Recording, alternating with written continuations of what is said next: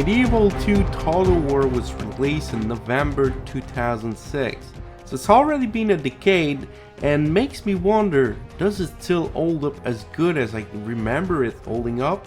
I think it's about time for a 10 years late review. The game covers the era between 1080 to 1530, so there's a lot of stuff going on during the game. There's two real facets to it. There's the grand strategy aspect where you are on the overworld, where you can control the settlements, the units, the movements, and you have a good vision of what's going on.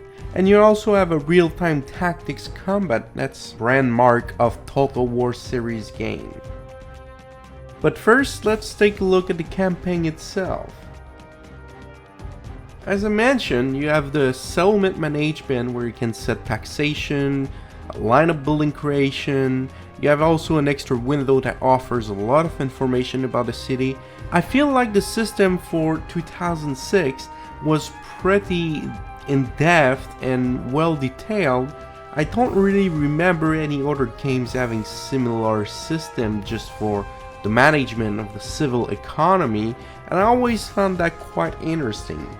The only problem I have a little bit is that you only have two types of settlements. You either have the cities or the castles, and both of them always have the same kind of path you go down through to build the units you want, and you completely avoid some buildings that are pretty expensive but don't do that much good for you at that point. And there's also in the settlement the retraining, the repair section, as well as the army training section. And this is quite interesting because depending on the buildings you build into the settlement, you'll be allowed to build different type of units, different quantity of them, and it brings a nice little balance to the game, so you cannot just create top of the line units all over the place. You need to make them where you have large cities, large castles, where you're able to do so. And there's one last important thing to the settlement is that you are able to set a governor.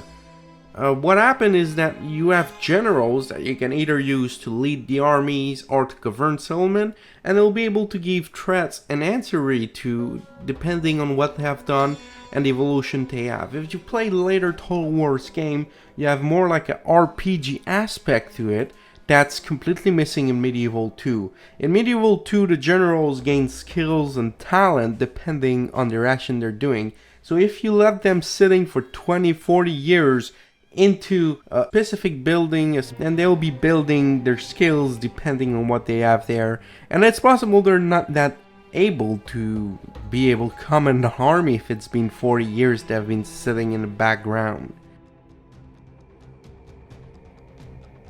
The generals offer also a dread or chivalry level, loyalty, and piety. These are important traits that will affect depending on the games. For example, if you have more dread, then the enemy will be more likely to be afraid of you. Piety is very important in case you have Inquisitor coming to your land, because if you're not that pietous, then you'll probably end up burning on the stake. But the generals are not the only units. You actually have a lot of agents, and god damn it, they're not all that great and useful. Let's start off with the diplomat. It's a pretty interesting take on diplomacy. You can, for example, move out to another neighbor, grab up some trade rights with them, get an alliance with them, but I don't recommend it because alliances are completely useless in this game. You can be allied for someone for so long, and then you get into a war and they will just not even engage in that war. They won't even join you. They'll just sit in their place. I absolutely see no point in using alliances. I don't understand the alliances system, but that's not the only agent we have. Diplomat is pretty useless, but it's not that bad. We still have wars. We have the princess. Yes, the princess is exactly the same, but she can also marry a general and force him convert to your side, but it never works. I've very rarely seen that work. Usually they will just like convert to the other side, which is not necessarily a good thing. Otherwise, there's not much to the princess. We also have the spy, that not really useful either. You can open up the doors in enemy cities, but it's not really important after like a couple of turns in the game.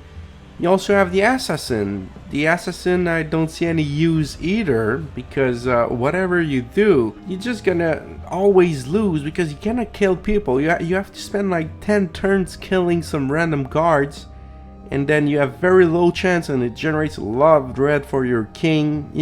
I don't see any point. Even the AI is not using it. So that's probably why, you know.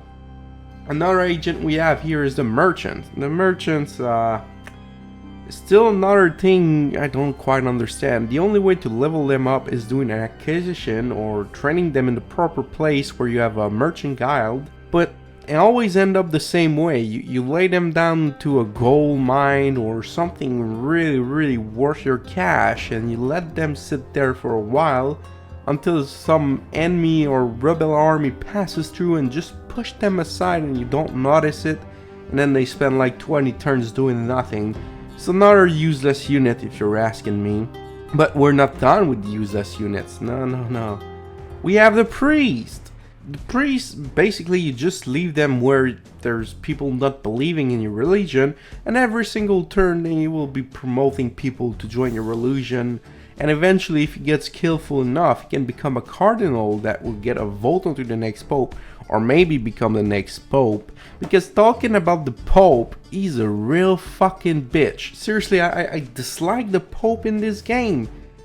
I was playing as Venice, and I've been attacked by Milan, and I've been attacked by Mila, and they just never left me alone. They keep pounding on me, keep attacking me, and whenever I try to defend myself, the Pope will just tell me, stop fighting them or I'm gonna excommunicate you. So I basically found that the easiest way to deal with the Pope is just to kill him and destroy. Just attack him, attack straight up Rome, take Rome, it doesn't matter. You get a timeline of events unfolding from the Crusade to the Mongol invasion, the introduction of gunpowder, and the discovery of the New World. Also, let's not forget about the infamous Timurid invasion that nobody remembers but still grants a nice dynamics to the game with a constant changing pace during the campaign. You have two types of battle. If you're confident you can auto-resolve them, but there are chance of losing if you do not have a massive advantage over the enemy. This method is the only available for naval battle, as the feature hasn't been added until Empire's Total War. As for land battles, you can also dive into the action and lead your troops to victory with minimal losses thanks to the ridiculous enemy AI that often bug up and do nothing. An efficient technique to deal with them is to use your heavy cavalry charges and inflict a huge amount of casualties and destroy their morale. But sadly, waging every battle in this mode does not only take more time but eventually becomes redundant, but it's still nefariously pleasing to crush lesser forces. The battle graphics are good for 2006, but not the best, except given the size of the battles we can't expect much more realistically. Taking the available technology of the time, all of this is quite superfluous once we account for the inefficiency of having the camera up close, and most of the battle will be played from afar. The campaign map has subpar graphic, you have a fixed view, the resolution is kind of low, and the camera control is also very poor, but the game is not centered around the graphics. This is really not an important element for this, and it's still enjoyable to look at, so it's not that bad. The sound effects are pretty good, but it's nothing out of the extraordinary, but it still gives you the proper feeling when you're looking at the settlements or you're in the heat of the battle. The soundtrack. The soundtrack that you've been listening since the beginning is composed in part by the master artist Jeff Van Dyke, and it is truly incredible. It effectively set the perfect tone to the game, from the manual management to the heart-racing engagements. While I did not account for modification available by the thousands nowadays, the base game is still incredible for today if you're trying out a Total War for the first time or so. If you spend a lot of time in Rome 2 or any recent title, you will probably find the game tedious in parts, but it's still fun and pleasant to play. Definitely worth if you acquire it through a bundle for a few cents or so. Hopefully you've enjoyed this review, and if you did, don't forget to subscribe to the channel and drop a like for more review like this one, because I still haven't reviewed the expansion for this game. See you next time. I know you fight for God, and you believe it's right to risk your home, your life, to face the evil night. But in the darkest night, when our children are asleep, I think about the families of our enemy.